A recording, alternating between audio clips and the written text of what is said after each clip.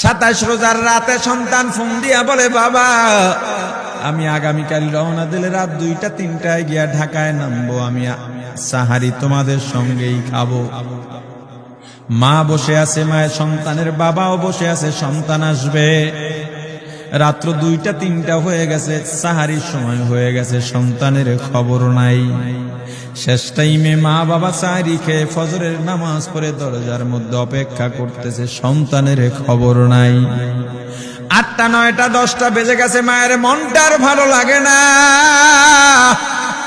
স্বামীকে ডেকে বলে, স্বামীরে আমার সন্তান কই, আমার মনটা ভালো লাগে না, একটা ফোন লাগাও। স্বামী ডাক দিয়া বলে, চিন্তা করো না, ঈদের সময় যানজট থাকতে পারে, চলে আসবে। কিছুক্ষণ পর বাবার মনটাও ভালো লাগে না, বাইরে নেমে পায়চারি করতেছে। হঠাৎ করে একটা ফোন চলে আসছে। সন্তানের ফোন দেখে বাবার সে কি আনন্দ। ফোন রিসিভ করে যখনই সালাম দিল, অপর প্রান্ত থেকে সালামের উত্তরে সন্তানের কণ্ঠ পাওয়া যায় না। বাবা ডেকে বললেন, বাবা তুমি কে? এটা তো আমার সন্তানের কণ্ঠ নয়, তবে মোবাইলটা আমার সন্তানের। ওপার থেকে ডাক দেয়া বলে, আপনি কি এই লোকে, এই মোবাইলওয়ালার বাবা? বলে, হ্যাঁ। আপনি এখনো বাড়িতে কি করেন? আপনার যেই সন্তান ঢাকা থেকে গাড়ি নিয়া 2500-এর দিকে রওনা দিয়েছিল, ওই গাড়িটা 2500 পৌঁছতে পারে নাই। পথিমধ্যে সংঘর্ষে রাস্তার মধ্যে অনেকগুলো মানুষ মারা গেছে, অনেক যুবক তার মধ্যে আছে। রাস্তার পাশে সাদা কাপড় দিয়া ঢাকা। দেখেন আপনার সন্তান এই লাশের মধ্যে আছে কিনা। মোবাইলটা আমি রাস্তার পাশে পড়ে পাইলাম। বাবা পাগলের মতো একটা দৌড় দিছে। মা মনে করছে সন্তান বুঝি কাছাকাছি চলে আসছে। অন্যান্য সন্তানদের ডাক দেয়া বলে, তোরা কে, কোথায়, এদিকে আয়, তোদের ভাই বুঝি কাছাকাছি আসছে। আমার কলিজার টুকরা সন্তান, তোর বাবা যে আগায় আনতে গেছে, তাড়াতাড়ি নতুন চাদর বিছা, বালিশের কভার গুলো খুলে নতুন কভার লাগা, পানি গরম বস, আমার সন্তান এসে গোসল করবে। আহারে সবাই ফুলের মেলা, ফুলের তোড়া নিয়ে অপেক্ষা করতেছে। 4টা বছর কলিজার টুকরা বাড়িতে নাই, বিদেশ থেকে আসবে। বাবা স্পটে গিয়া দেখেন অনেকগুলো লাশ, সাদা কাপড় দিয়া ঢাকা। একটা একটা মাথার উপর থেকে কাপড় উঠান আর কৌতূহল বাড়তেছে, কাপড় উঠান আর কৌতূহল বাড়ে। হঠাৎ তাকায় দেখে কলিজার টুকরা সন্তান লাশের মিছিলে শামিল হয়ে গেছে। বাবা সন্তানকে ধরে কাঁদেন আর বলেন, বাবা এত আদর আপ্যায়ন তোর জন্য, এত প্রস্তুতি রে বাবা।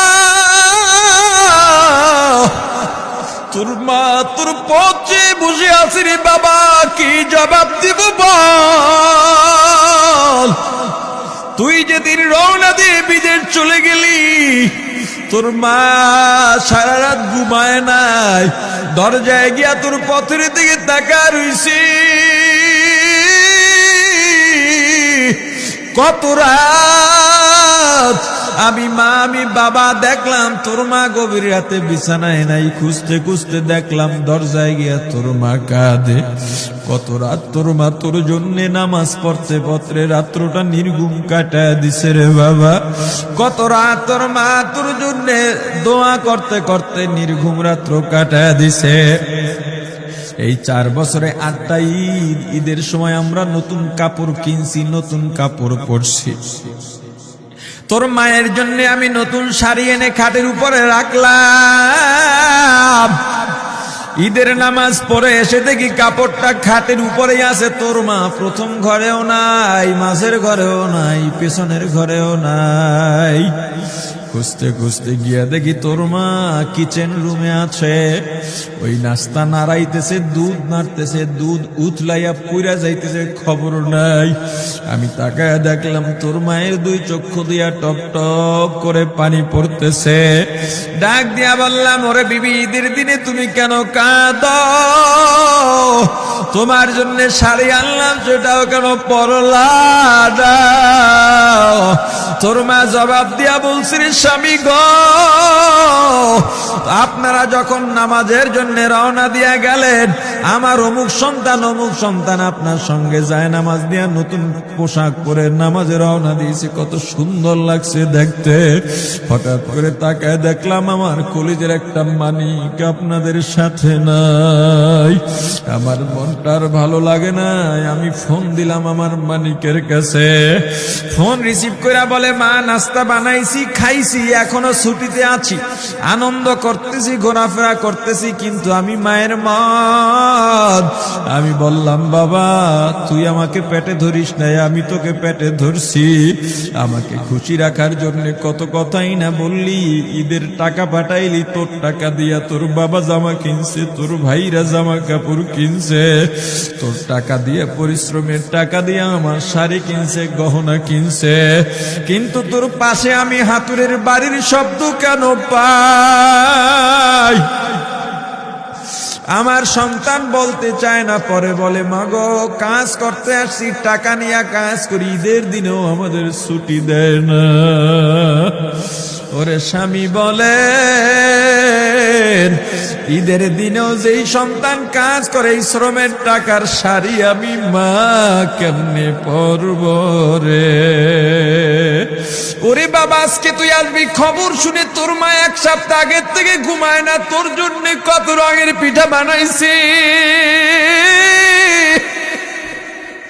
তোর জন্য কত আয়োজন, আমি তোর মাকে কি বলবো বাবা বল। বাবা সন্তানের লাশ অ্যাম্বুলেন্সে উঠে বাড়ির দিকে রওনা দিছে। আহারে বাড়ির কাছাকাছি আসছে, এদিকে মা দরজায় গিয়ে অপেক্ষা করতেছে, গাছের আড়াল দিয়া পথের দিকে তাকায় আছেন। দেখেন একটা গাড়ি আসতেছে, মায়ের সে কি আনন্দ, বাড়ির মধ্যে দৌড় দিছে, তোরা কই তাড়াতাড়ি আয়, ফুলের মালাগুলা নিয়ে আয়, গাড়ি এসে পড়ছে। বাড়ির দরজা দিয়ে যখন অ্যাম্বুলেন্সের হরেন দিয়া ঢুকতেছে, হুইসেল দিয়া ঢুকতেছে, মা একটা চিৎকার দিছে, ওরে এই মরণ গাড়ি আবার বাড়ি কেন, কার কপাল পুরুষে?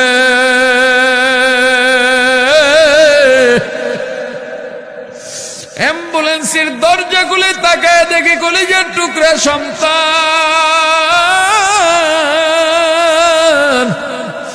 এমন ঘুমাইছে, আর জীবনেও উঠবে না।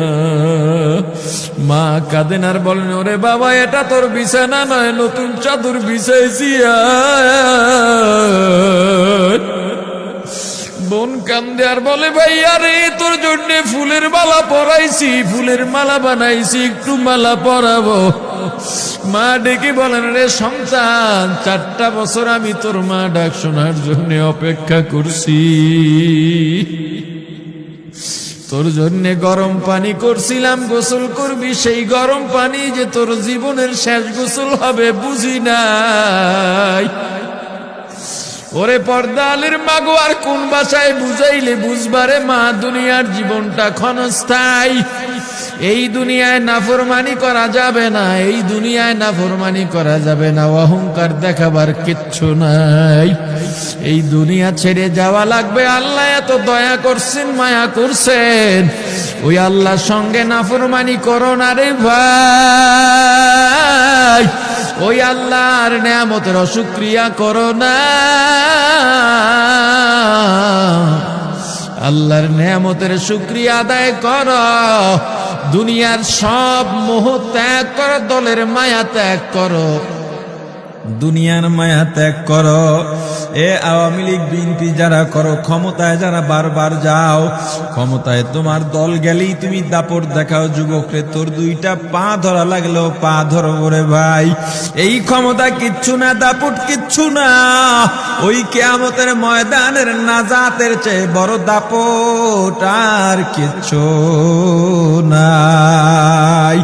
আল্লাহ রক্ত দিছেন, আল্লাহ জীবন দিছেন, আল্লাহর এই রক্ত আর জীবন দুনিয়ার কুফরি পুঁজিবাদী কুফরি গণতন্ত্রের জন্য দিস না, এই রক্ত আল্লাহর জন্য রাখ, এই জীবন আল্লাহর জন্য রাখ।